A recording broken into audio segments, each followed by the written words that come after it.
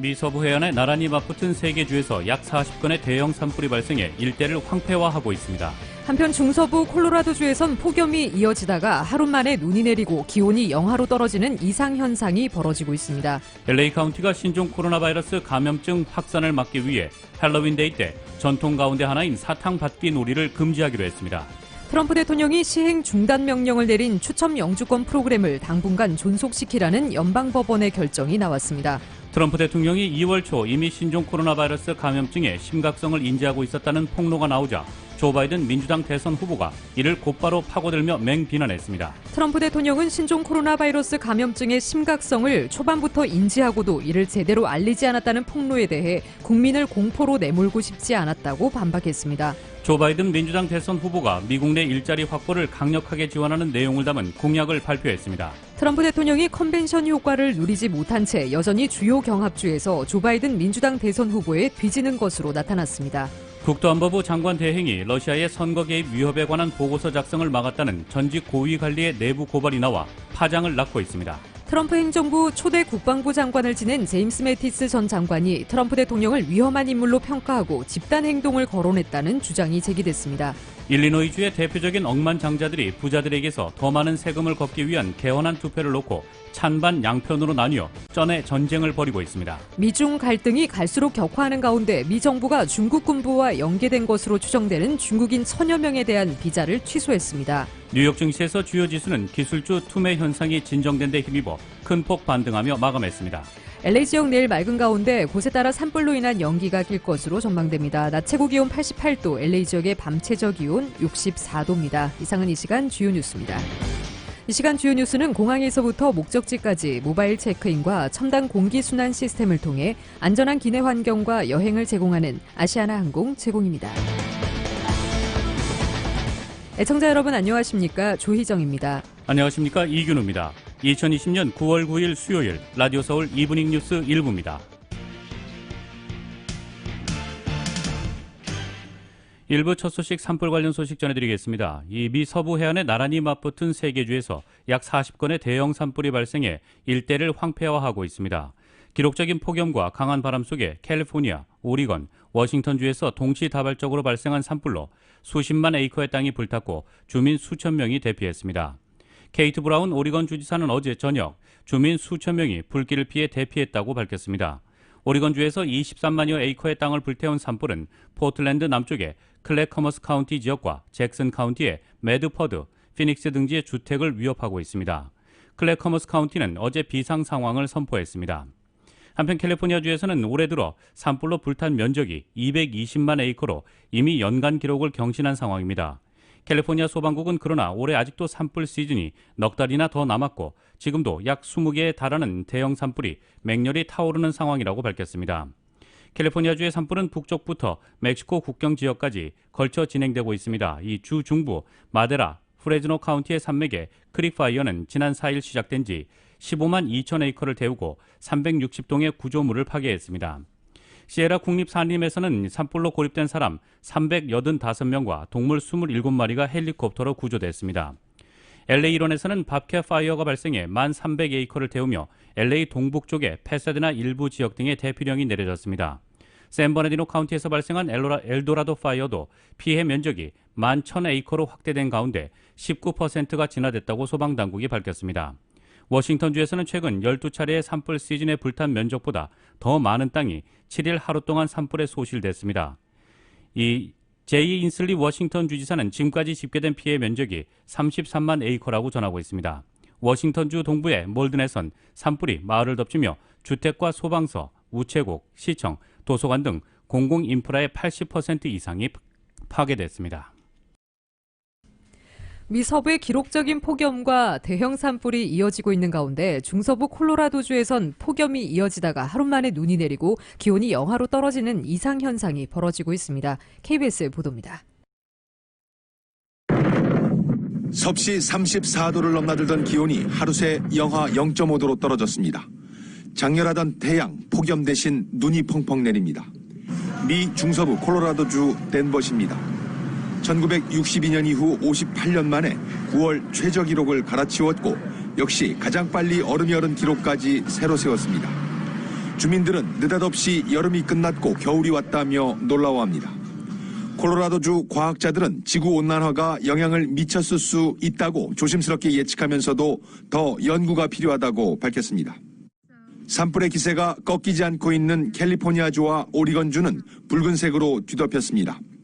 샌프란시스코시 명물 금문교 위로는 아침인데도 불을 켠 자동차 행렬이 이어지고 다른 쪽에서 보면 하늘이 온통 오렌지빛으로 물들었습니다.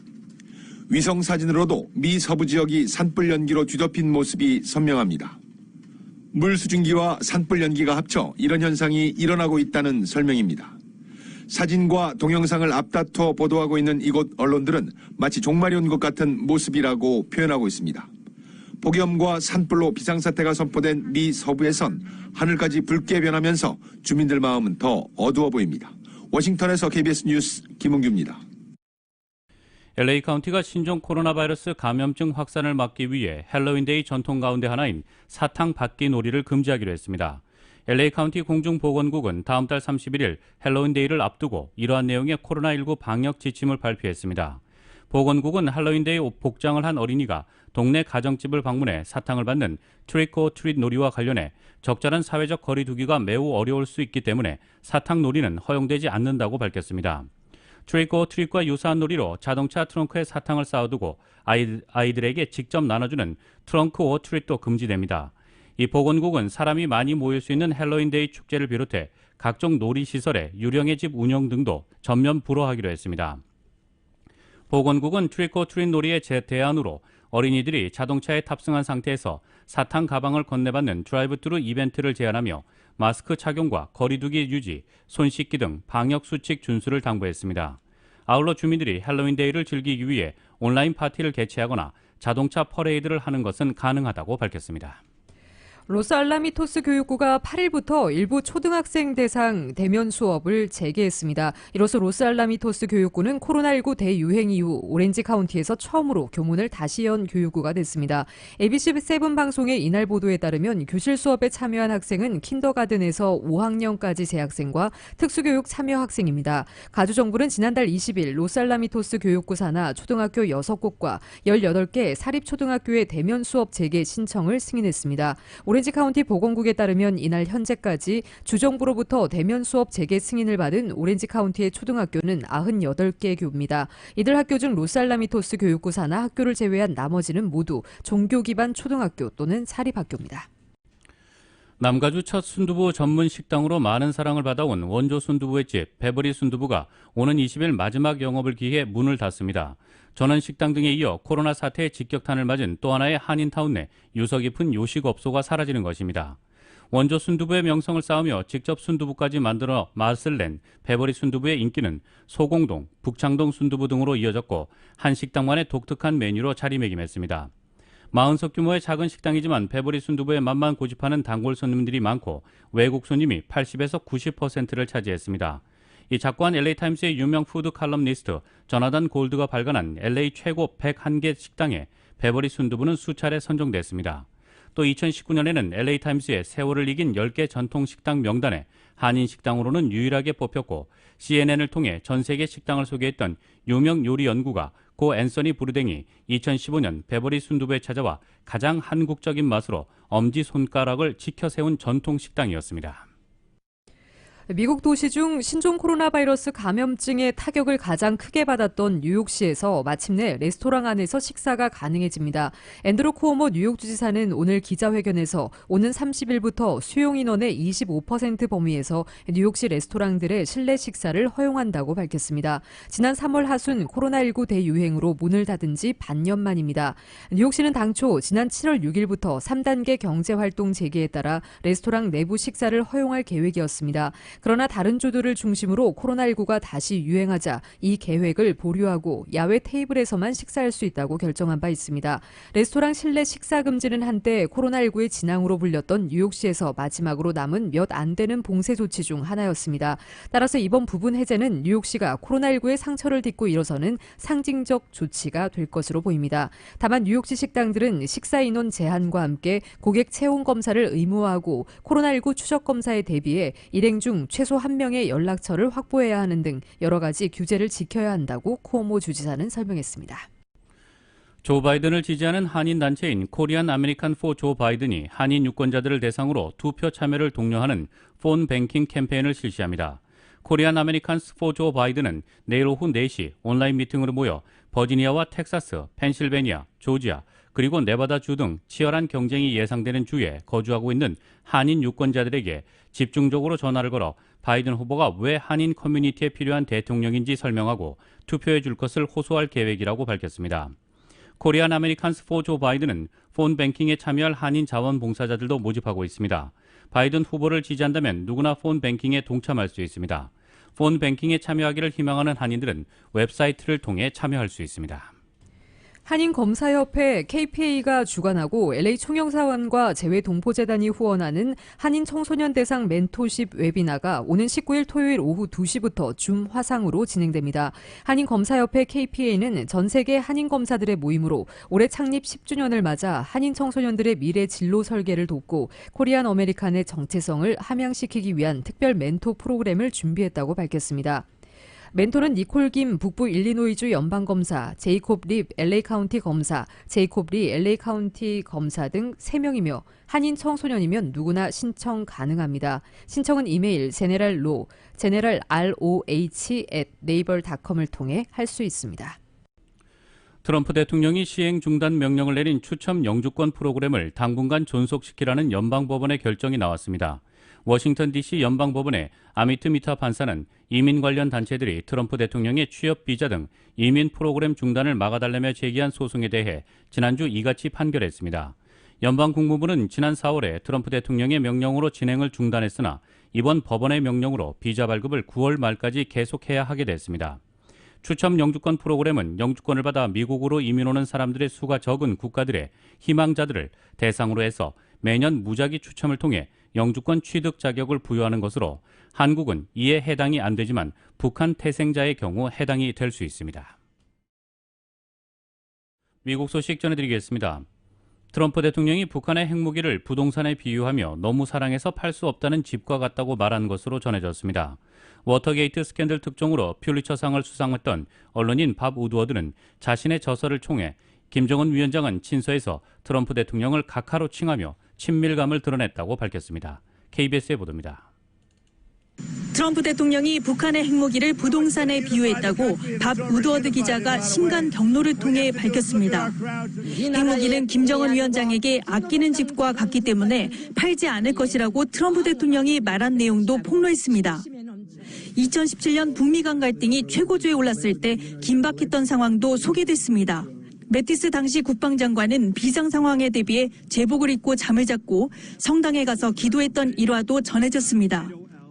이후 극적인 상황을 거치며 북미 정상회담으로 이어지면서 김정은 위원장이 트럼프 대통령에게 보낸 친서 내용도 공개됐습니다. 김 위원장은 트럼프를 각하로 표현하며 판타지 영화의 한 장면을 연상시키는 역사적 회담을 희망한다고 말한 것으로 전해졌습니다. 코로나19와 관련한 내용은 더 자극적입니다. 트럼프 대통령은 우드워드와의 인터뷰에선 코로나19 위험성을 미리 인지하고 있었지만 정작 브리핑 때는 이를 경시하는 듯한 발언을 했습니다. This is more deadly. This is 5% versus 1% and less than 1%. Mr. President, you said it was going to go away in April. You said when it warmed up in April. 또 코로나19를 과소평가하고 싶다는 언급도 했습니다. I wanted to always play it down. I still like playing it down. Yes, sir. Because I don't want to create a panic. 트럼프 대통령은 그동안 코로나19 사태를 낙관했다는 비판을 받아왔습니다. 하지만 이제 비판의 초점은 상황을 알고도 국민을 오도했다는 쪽으로 옮겨가고 있습니다. 트럼프 대통령은 공항 사태를 피하기 위해 그랬다고 다시 한번 해명했습니다. 워싱턴에서 KBS 뉴스 서지영입니다. 도널드 트럼프 대통령은 오늘 신종 코로나 바이러스 감염증의 심각성을 초반부터 인지하고도 이를 제대로 알리지 않았다는 폭로에 대해 국민을 공포로 내몰고 싶지 않았다고 반박했습니다. 트럼프 대통령은 이날 백악관에서 연방대법관 후보 목록을 발표하면서 워터게이트 특종 기자 밥 우드워드의 신간 내용 공개에 대한 질문에 나는 이 나라의 치어리더다. 사람들을 겁먹게 하고 싶지 않고 패닉을 만들고 싶지 않다고 말했습니다. 그는 이어 우리는 자신감을 힘을 보여주고 싶고 그것이 내가 해온 일이라며 있다며 우리는 놀라운 일을 해왔으며 우리가 한 일을 하지 않았다면 수백만 명이 죽었을 것이라고 자찬했습니다. 그러면서 중국이 미국에 코로나19를 보낸 것이라며 역겹고 끔찍한 상황이라고 비난했습니다. 이날 워싱턴 포스트와 CNN 방송은 15일 출간 예정인 우드워드의 신간 경로의 내용을 공개했습니다. 트럼프 대통령은 2월 7일 우드워드와의 인터뷰에서 코로나19를 치명적이라고 표현했습니다. 3월 중순 인터뷰에서는 공포 확산을 막기 위해 파장을 축소하고 있다는 식의 발언도 했습니다. 우드워드는 2019년 12월부터 지난 7월 사이 18차례에 걸쳐 트럼프 대통령을 인터뷰하고 이를 토대로 신간을 냈습니다. 우드워드는 트럼프 대통령에게 동의를 받아 인터뷰를 녹음했으며 CNN은 일부 녹음 파일을 입수해 트럼프 대통령의 육성으로 이를 보도하고 있습니다. 트럼프 대통령이 2월 초 이미 신종 코로나 바이러스 감염증의 심각성을 인지하고 있었다는 폭로가 나오자 조 바이든 민주당 대선 후보가 이를 곧바로 파고들며 맹비난했습니다. 그렇지 않아도 트럼프 행정부의 코로나19 부실 대응을 집중적으로 공략해온 상황에서 더 큰 대선 정점으로 삼기 위해 속도를 낼 것으로 보입니다. 백악관과 공화당은 트럼프 대통령을 엄호했습니다. 바이든 후보는 오늘 미시간주 선거 유세에서 트럼프 대통령은 코로나19가 얼마나 치명적인지 알았고 고의로 경시했으며 더 나쁜 것은 미국 국민에게 거짓말을 했다는 것이라고 말했습니다. 바이든 후보는 그는 정보가 있었고 얼마나 위험한지 알았으며 이 치명적 질병이 이 나라를 관통할 때 그는 자기 역할을 일부러 하지 않았고 이것은 미국 국민에 대한 생사가 걸린 배신이었다고 강조했습니다. 바이든 후보는 이어 트럼프 대통령의 실패가 인명에만 해당하는 것이 아니라면서 이건 트럼프의 무시로 생긴 경기 침체며 그는 자기 일에 맞지 않는 사람이라고 주장했습니다. 이에 백악관과 공화당은 트럼프 대통령을 엄호했습니다. 케일리 맥커니니 백악관 대변인은 브리핑에서 트럼프 대통령은 코로나19에 대해 미국 대중에 절대로 거짓말한 적이 없다고 말했습니다. 그는 대통령은 절대 바이러스를 경시하지 않았고 민주당이 엉터리 탄핵을 추진할 때 대통령은 이 문제에 심각했으며 대통령은 침착을 표현하면서 조기 조처를 한 것이라고 강조했습니다. 트럼프 대통령과의 지지율 격차가 좁혀지는 양상이 이어지고 있는 가운데 조 바이든 민주당 대선 후보가 미국 내 일자리 확보를 강력하게 지원하는 내용을 담은 공약을 발표했습니다. 경합주인 미시간주 방문을 앞두고 노동자층 유권자 표심을 자극하고 트럼프 진영의 경제 공약에 맞불을 놓겠다는 의미로 풀이됩니다. YTN의 보도입니다. 미국 민주당 조 바이든 대선 후보가 미국 내 일자리를 해외로 옮기는 기업에 불이익을 주는 내용을 담은 공약을 내놨습니다. 이른바 메이드 인 아메리카 조세 정책입니다. 트럼프 대통령이 주도하는 아메리카 퍼스트에 맞서겠다며 마련한 더 나은 재건이라는 의미의 경제 청사진에서도 최우선 정책입니다. 공약의 핵심은 일자리 해외 유출 기업에 불이익을 가하겠다는 것입니다. 구체적으로는 미국 기업이 생산시설과 일자리를 해외로 옮긴 뒤 이 기업이 만든 제품을 미국 시장에 팔 경우 10% 추가 세금을 물리는 것입니다. 하지만 폐쇄된 시설을 재활성화하거나 경쟁력과 고용을 향상시키기 위해 시설을 개조하는 기업, 또 일자리 창출 생산시설을 미국으로 귀환시키거나 고용 확대를 위해 미국 시설을 확대하는 기업 등에는 반대로 10% 세액 공제 혜택을 줄 계획입니다. 바이든은 공공인프라 프로젝트에 미국산 제품을 우선 사용하는 이른바 바이 아메리카 규칙도 강화하겠다고 약속했습니다. 아울러 핵심 부품은 미국산을 사용하도록 하는 내용의 행정명령을 대통령 취임 첫 주에 발동하겠다는 약속도 잊지 않았습니다. 이를 뒷받침하기 위해 미국산 제품으로 속이는 기업에 대해 처벌을 강화하고 백악관 내에 메이드 인 아메리카 부서도 새로 만들겠다고 강조했습니다. 이번 공약은 11월 대선의 주요 경합주 가운데 한 곳인 미시간주 방문을 앞두고 나온 것으로 노동자들의 표심을 공략하기 위한 것입니다. 미시간주는 지난 2016년 대선 당시 힐러리 클린턴 후보가 근소한 차로 패배한 곳이어서 민주당으로선 이번 대선에서 반드시 잡아야 할 지역 가운데 한 곳으로 꼽히고 있습니다. YTN 조승입니다.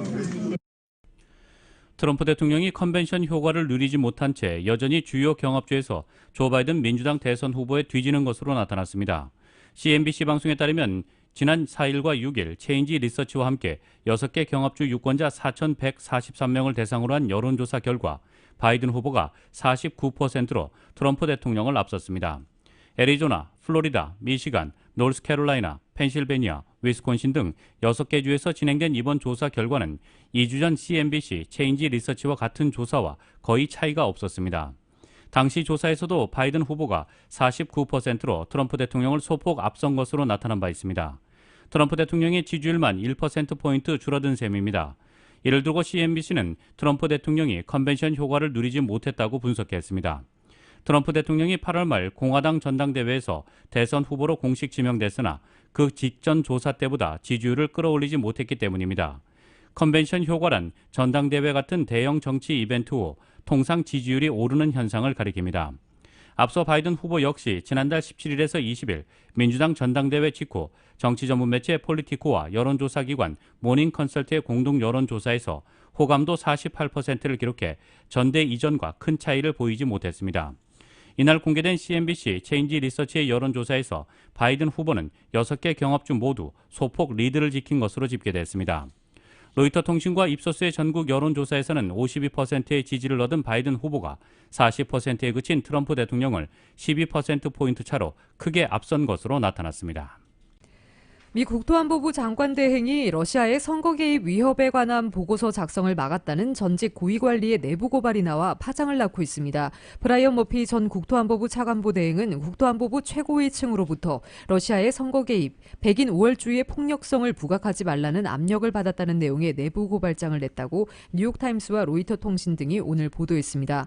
내부 고발에 따르면 체드울프 장관 대행은 국토안보부 정보분석국을 이끌던 머피 전 차관보 대행에게 러시아의 개입에 관한 정보 평가 생산을 중단하라는 지시를 내렸습니다. 대신 울프 장관 대행은 중국과 이란의 선거 개입에 관한 보고서를 만들 것을 지시했습니다. 이런 지시는 로버트 오브라이언 백악관 국가안보보좌관으로부터도 똑같이 내려왔다고 머피 전 차관보 대행은 밝혔습니다. 머피 전 차관보 대행은 이런 요구들을 거부했다가 강등됐다고도 밝혔습니다. 뉴욕타임스는 그가 지난달 인종차별 반대 시위대와 백인 5월주의자들의 충돌 현장이 된 오리건주 포틀랜드 상황에 대한 정보 보고서를 작성한 뒤 부처에서 쫓겨났다고 전했습니다. 또 내부 고발장에서 자신이 백악관과 국토안보부 고위층이 세운 정책 목표와 어긋나는 정보 보고와 위협 평가를 엮었다는 이유로 보복 인사 조치를 당했다고도 말했습니다. 일리노이주의 대표적인 억만장자들이 쩐의 전쟁을 벌이고 있습니다. 부자들에게서 더 많은 세금을 걷기 위한 개헌안 투표를 놓고 찬반 양편으로 나뉘어 천문학적인 돈을 살포하고 나선 것입니다. 일리노이주는 부자들에 대한 소득세율을 높이는 방안을 추진 중입니다. 모든 납세자들에게 똑같은 세율의 소득세 부과를 의무화한 현행 주법을 고쳐서 이 누진적 과세를 가능하게 한다는 내용입니다. 개헌안이 오는 11월 일리노이 주민투표에서 통과되면 연 25만 달러 이상을 버는 고소득자는 현행 4.95%보다 높은 소득세율을 적용받게 됩니다. 연 25만 달러 이상 소득자는 전체 일리노이 주민의 상위 3%에 해당합니다. 최고 세율은 연 100만 달러 이상 소득자에 대한 7.99%라고 CNBC는 전하고 있습니다. 이 공직자 중 가장 돈이 많은 제이비 프리츠커 일리노이 주지사는 개헌안 지지 캠페인에 5,600만 달러 이상의 막대한 자금을 쏟아부으며 주민투표 통과에 사활을 걸고 있습니다. 프리츠커 주지사는 호텔 체인인 하얏트를 소유하고 시카고 부호 가문의 유산 상속자 중 한 명으로 34억 달러의 순자산을 보유하고 있습니다. 그러자 헤지펀드 시타델의 창업자 겸 최고 경영자인 켄 그리핀이 반대 진영의 가세에 프리츠커 주지사와 대립각을 세웠습니다. 순자산 150억 달러로 일리노이주 최고 부자로 꼽히는 그리핀은 개헌 반대 운동에 2천만 달러를 살포한 것으로 나타났습니다. 미중 갈등이 갈수록 격화하는 가운데 미국 정부가 중국 군부와 연계된 것으로 추정되는 중국인 1,000여 명에 대한 비자를 취소했다고 로이터 통신이 오늘 보도했습니다. 이 보도에 따르면 미국 국무부 대변인은 대통령 포고령에 따라 이달 8일까지 비자 발급에 부적격한 것으로 드러난 중국인 1,000여 명에 대한 비자 발급을 취소했다며 국무부는 비자 취소에 대한 광범위한 권한을 지니고 있으며 관련 정보가 드러날 때 이 권한을 행사할 것이라고 밝혔습니다. 다만 비자 발급이 취소된 중국인의 구체적인 신원에 대해 서는 밝히지 않았습니다.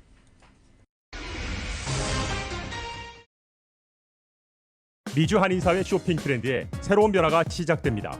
미주 한인들을 위한 아마존 스타일의 홈쇼핑이 탄생했습니다. 최신 트렌드에 맞는 발빠른 상품 업데이트로 언제든 최신 상품의 쇼핑이 가능하고 까다롭고 엄격한 제품 선정을 통해 최상의 품질을 보장합니다. 인터넷이 어렵다고요? 친절하고 전문적인 고객 서비스에서 상담부터 결제까지 도와드립니다. 로그인 필요 없이 복잡한 주문 프로세스를 모두 없앴습니다. 이제 한국 제품 미국 내 쇼핑은 한국 홈쇼핑이 최고입니다. 17살 나이에 아무 연고도 없는 미국 땅에 부모님과 이민 생활을 시작했습니다. 낯선 문화와 언어로 힘들었던 우리 가족에게 한인 커뮤니티가 건넨 온정의 손길이 미국 사회에서 외과 의사로 당당히 성장할 수 있는 큰 힘이 됐습니다. 아프고 지친 이민 생활에서 항상 혼자라고 생각하시는 분들에게 이제 외과 의사 장지아가 큰 힘이 되고 싶습니다.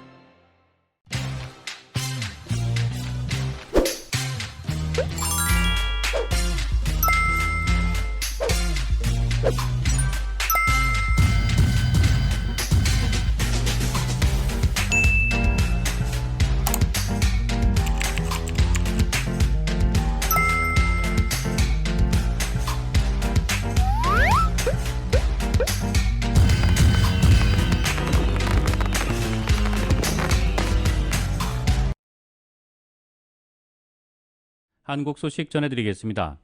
추미애 법무부 장관의 아들의 특혜 휴가 의혹을 수사하는 검찰이 같은 부대에 있던 장교 2명을 소환했습니다.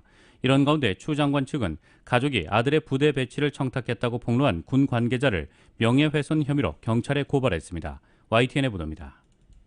추미애 법무부 장관 아들 서모 씨와 같은 사단에 있던 장교 2명이 검찰에 소환됐습니다. 서 씨와 같은 부대에 있던 당시 지원 장교 A 씨와 지원대 관리 업무를 맡은 장교 B 씨입니다. 특혜성 휴가에 당시 추 장관 보좌관의 청탁이 있었는지 살펴보기 위해서입니다. 이와 함께 서 씨의 특혜 휴가 의혹을 처음 폭로한 당시 당직 사병도 다시 검찰에 출석했습니다. 검찰은 서 씨의 연가 처리를 지시한 사람이 A 장교가 맞는지 확인한 것으로 전해졌습니다. 실물 보고 맞니 안 맞니 그거만 했어요. 확실하진 않은데 좀 맞는 것 같다고 그런 식으로. 특히 A 장교는 지난 6월 검찰 조사에서 당시 추 장관 보좌관의 전화 연락이 있었다고 진술한 것으로 알려졌는데 검찰이 관련 진술이 없다고 부인해 부실 수사 의혹이 불거지자 A 장교를 다시 소환해 사실 확인에 들어간 것으로 풀이됩니다. 또 B 장교를 상대로는 휴가 승인 당시 상황을 구체적으로 따져 물은 것으로 보입니다. 검찰은 앞서 지난달 서 씨가 진료를 받았던 삼성 서울병원 등을 압수수색해 관련 자료도 확보한 것으로 전해졌습니다. 이런 가운데 추 장관 아들 측 변호인은 부대 배치를 청탁했다는 의혹을 제기한 당시 주한미군 한국군 지원단장과 언론사를 명예훼손 혐의로 경찰에 고발했습니다. 청탁은 물론 부대 관계자와 만난 적도 없다는 게 추 장관 측 주장입니다. 수료식 날 부대 관계자와 개인적으로 만난 사실이 없습니다. 부대 배치와 관련한 청탁을 하지 않았으며 특혜성 휴가 의혹에서 시작된 이번 사건이 청탁과 부실 수사 의혹으로까지 번지자 검찰은 8개월에 걸친 수사를 원점에서부터 다시 검토하기 시작했다는 해석이 나옵니다. YTN 박기환입니다. 더불어민주당 이낙연 대표가 포털 장악 논란을 불러온 윤영찬 의원을 향해 부적절한 처사였다며 공개적으로 경고했습니다. 하지만 자신도 포털 사이트 임직원이었을 당시 자주 불려왔었다는 윤 의원의 해명마저 공분을 사며 논란을 키우고 있습니다. YTN의 보도입니다.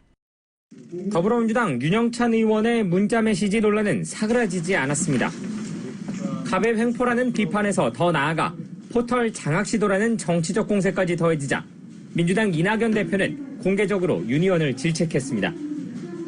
이 대표는 이유를 떠나 오해를 살 수 있는 문자였다며 엄중한 주의를 내렸습니다.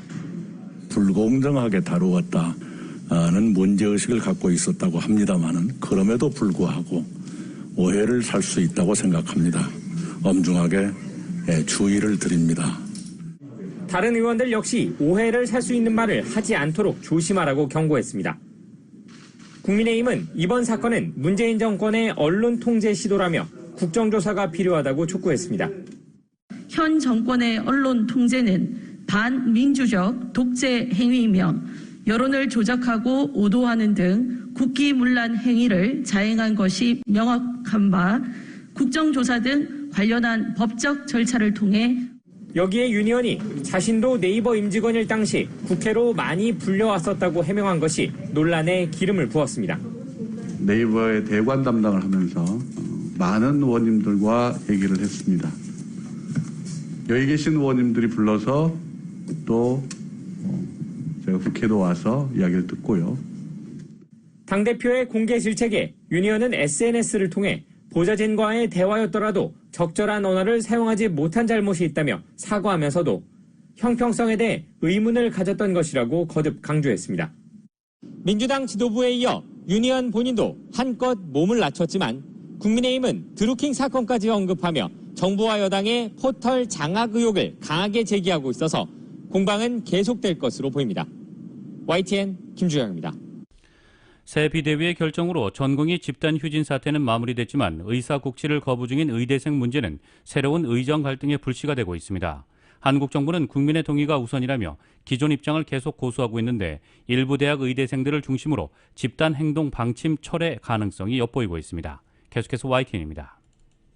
의사국시 실기시험 둘째 날도 시험을 본 학생은 6명으로 전날과 같았습니다. 시험도 낮 12시 반 한 차례만 치러졌고 오전 9시, 오후 3시 반 시간대는 취소됐습니다. 응시자가 적어서입니다. 구제책이 나오지 않는다면 응시 거부 의대생들은 집단 유급될 처지입니다. 의협과 당정 간 갈등도 재현될 조짐을 보입니다. 그러나 정부는 의사국시 추가 접수가 불가능하다는 입장을 계속 밝히고 있습니다. 국가시험은 수많은 직종과 자격을 준비하는 사람들이 치르고 있기 때문에 국가시험의 추가 접수는 이러한 다른 이들에 대한 형평과 공정에 위배되는 측면이 있습니다.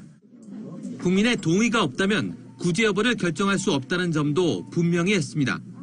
그러면서 내년에 배출해야 할 공중보건이 500명 중 부족분 300명은 배치 축소나 지역 간 공동 활용으로 해결할 수 있다고 자신감을 보였습니다. 이 필요성 자체가 예전에 비해서는 많이 떨어졌는데도 불구하고 유지되고 있는 분야들이 있습니다. 이러한 분야들을 적절히 조절하면서 배치를 조절한다 그러면 최대집 의협회장은 전 회원에게 보낸 글에서 의대생 구제는 정치적으로 해결할 문제라며 의대생들의 방침 철회를 간접적으로 요청했습니다. 이런 가운데 서울대 의대 재학생의 70.5%, 의사국시를 치러야 하는 본과 4학년의 81%가 단체 행동에 반대한다는 설문조사 결과가 나와 국시 거부를 철회하는 게 아니냐는 해석이 나오고 있습니다. 새 비대위 출범과 함께 업무 복귀가 공식 결정된 전공의들은 소속 병원으로 복귀해 업무에 들어갔습니다. 병원들은 연기했던 수술과 진료 일정을 재조정하며 진료 정상화에 속도를 내고 있습니다. YTN 신현주입니다. 중국 화웨이에 대한 미국의 규제가 거세지고 있습니다. 그 여파로 한국 기업이 생산한 반도체도 조만간 화웨이 수출이 어려워지게 됐는데요. 단기적으로는 타격이 예상되는데 중장기적으로는 또 다른 기회가 될 거란 분석도 나오고 있습니다. KBS의 보도입니다. 지난달 17일 미 상무부가 발표한 강화된 화웨이 규제안. 미국의 기술과 소프트웨어를 활용해 생산한 반도체는 사전 승인 없인 화웨이에 공급하지 못한다는 내용이었습니다. 당시엔 우리 기업에도 영향을 줄지 불분명했는데 결국 삼성과 SK도 화웨이의 공급 중단을 결정한 걸로 확인됐습니다. 오는 15일부터 화웨이로의 메모리 반도체 판매가 사실상 어려워졌다는 겁니다. 미국이 허가를 받으면 가능하지만 쉽지는 않을 거란 분석입니다. 아예 이 화웨이로 들어가는 거를 막겠다는 게 목적이기 때문에 제가 생각했을 때는 허가를 내주지 않을 것 같습니다. 삼성과 SK가 화웨이에 판 반도체는 지난해 기준 10조 원 안팎. 여기에 화웨이와 거래하던 중소업체들과 반도체가 들어가는 디스플레이 패널 수출까지 단기 타격은 불가피해 보입니다. 하지만 중장기적으로는 영향이 크지 않을 거란 전망도 나옵니다. 화웨이 휴대폰 물량을 다른 업체들이 생산을 하기 때문에 거기에 대신에 메모리 공급을 하면 전체적인 공급에 대해서는 문제가 없을 것 같습니다. 오히려 기회가 될 수도 있습니다.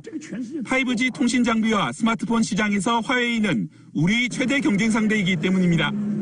다만 이번 사태를 계기로 중국이 반도체 국산화에 박차를 가할 수 있어 어떻게 기술 격차를 유지하느냐가 관건입니다. 대선을 앞둔 미국이 또 다른 규제로 우리나라 등 무역 상대국을 압박할 수 있다는 점도 변수입니다.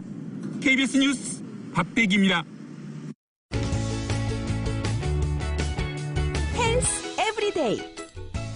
마스크를 쓰면 불편한 점이 한둘이 아닙니다. 호흡이 가쁘고 안경에 김이 서립니다. 장시간 착용 시 가려움증과 뾰루지를 유발하기도 합니다. 미국의 건강 매체인 헬스닷컴에 따르면 팬데믹이 장기화하면서 마스크의 또 다른 부작용을 호소하는 이들이 늘고 있습니다. 바로 안구 건조증입니다. 실제로 유타대학교 의대 연구진은 마스크를 항상 착용하는 사람들 가운데 눈 부위 가려움과 안구 건조 증상을 보이는 이들이 늘고 있다는 연구 결과를 발표하기도 했습니다. 안구 건조증은 눈물이 충분하지 않을 때 생깁니다. 가렵고 이물감이 느껴지며 쓰리고 충혈됩니다. 빛에 민감해져 조금만 환한 곳에 가도 눈이 부시고 사물이 흐릿하게 보이기도 합니다. 약물 복용이나 수술 등으로 눈물 분비가 충분치 않거나 바람이 많이 불고 건조한 환경에 머물 때 증상이 나타납니다. 마스크는 왜 안구 건조증을 유발할까요? 전문가들이 제시한 가설은 두 가지입니다. 먼저 숨을 내쉴 때 마스크 틈으로 새는 바람입니다. 특히 마스크 윗부분으로 새는 날숨은 눈으로 직행하는데 이때 눈물이 평소보다 빠르게 증발한다는 것입니다. 두 번째, 마스크가 눈꺼풀의 움직임을 방해한다는 가설입니다. 보건용 마스크를 너무 강하게 눌렀으면 아래쪽 눈꺼풀이 아래로 당겨지는 듯한 느낌을 받는 경우가 있습니다. 정상적인 눈 깜빡임을 방해해 안구를 건조하게 만듭니다.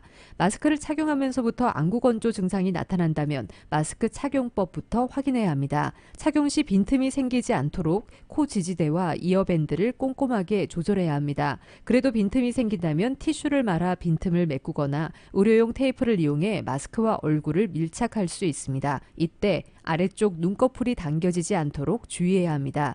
자기 전에 따뜻한 물에 적신 수건을 눈가에 몇 분 얹어두는 따뜻한 찜질도 도움이 됩니다. 눈물샘에서 유분 분비를 촉진해 윤활 작용을 돕습니다. 인공 눈물을 하루 몇 차례 점안하는 것도 도움이 됩니다. 증상이 심하다면 안과 전문의와 상담하는 것이 좋습니다.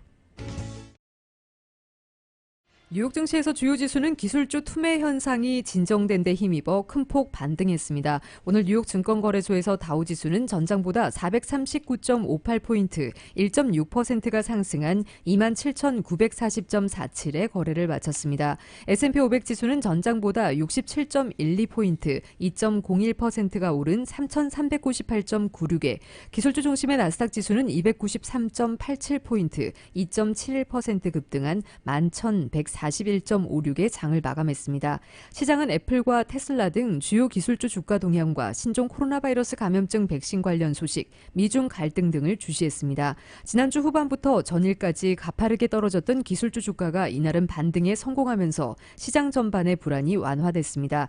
나스닥은 전일까지 불과 3거래일 동안 고점 대비 10% 이상 하락하며 급격하게 조정장으로 떨어졌습니다. 테슬라 주가는 전일 하루 낙폭으로는 역대 최대인 약 21%가 폭락하는 등 극도로 불안정했습니다. 하지만 이날은 테슬라 주가가 10.9%가량 급반등했고 애플 주가도 약 4%가 상승했습니다. 월가에서는 기술주의 급격한 조정에 대해 하락 추세로의 전환이라고 보기는 이르며 그동안 과도하게 오른 데 따른 차익 실현 성격이라는 분석이 다소 우위인 상황입니다.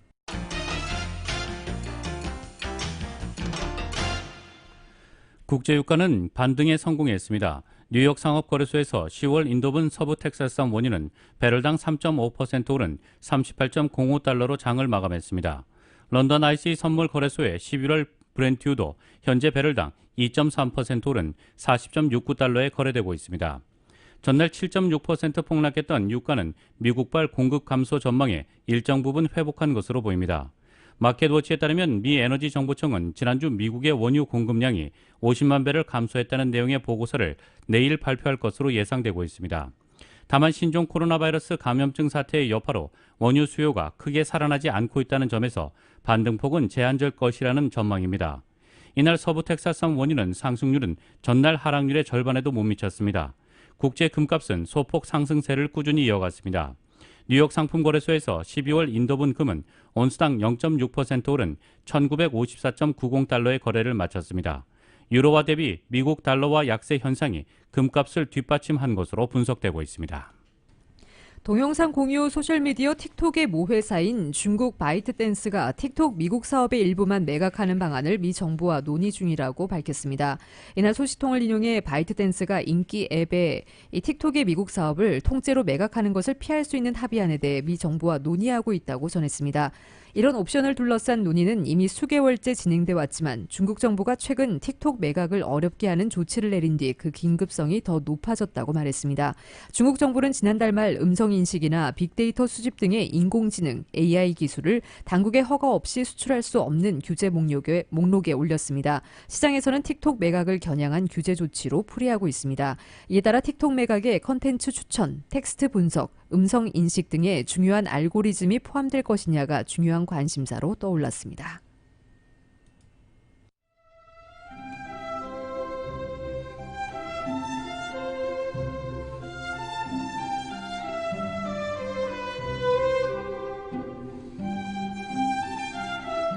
(9월 9일) 수요일 오늘 밤과 내일 날씨입니다. 목요일인 내일도 맑은 날씨 보이겠습니다. 낮 기온 오늘보다 6, 7도가량 오르면서 예년 기온을 다시 웃돌겠고 이런 날씨는 주말까지 이어지겠습니다. 한편 산타하나 강풍으로 인해 발효된 산불주의보 오늘 저녁 8시까지입니다.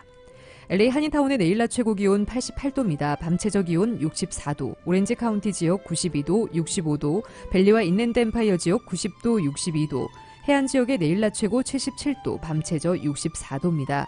LA 지역 오늘 밤 짙은 안개 끼는 곳 있겠습니다. 밤 최저 기온 66도입니다. 한국은 오늘 구름 많고 선선한 초가을 날씨가 이어지겠습니다. 낮까지 중부지방에는 산발적인 비 소식이 있습니다. 서울의 오늘 낮 최고 기온 화씨 80도, 밤 최저 기온 화씨 66도입니다. 미주 한인사회 쇼핑 트렌드에 새로운 변화가 시작됩니다. 미주 한인들을 위한 아마존 스타일의 홈쇼핑이 탄생했습니다. 최신 트렌드에 맞는 발빠른 상품 업데이트로 언제든 최신 상품의 쇼핑이 가능하고 까다롭고 엄격한 제품 선정을 통해 최상의 품질을 보장합니다. 인터넷이 어렵다고요? 친절하고 전문적인 고객 서비스에서 상담부터 결제까지 도와드립니다. 로그인 필요 없이 복잡한 주문 프로세스를 모두 없앴습니다. 이제 한국 제품 미국 내 쇼핑은 한국 홈쇼핑이 최고입니다. 17살 나이에 아무 연고도 없는 미국 땅에 부모님과 이민 생활을 시작했습니다.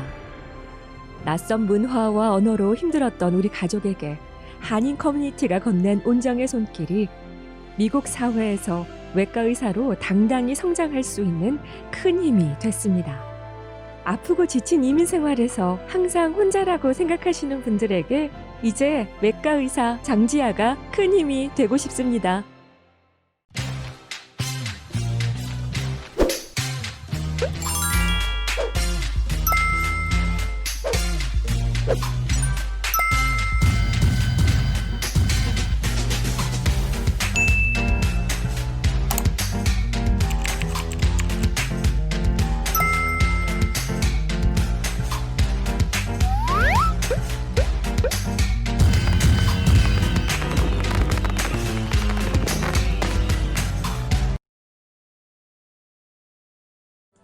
이상으로 2020년 9월 9일 수요일 라디오 서울 이브닝 뉴스 1부, 2부 마칩니다.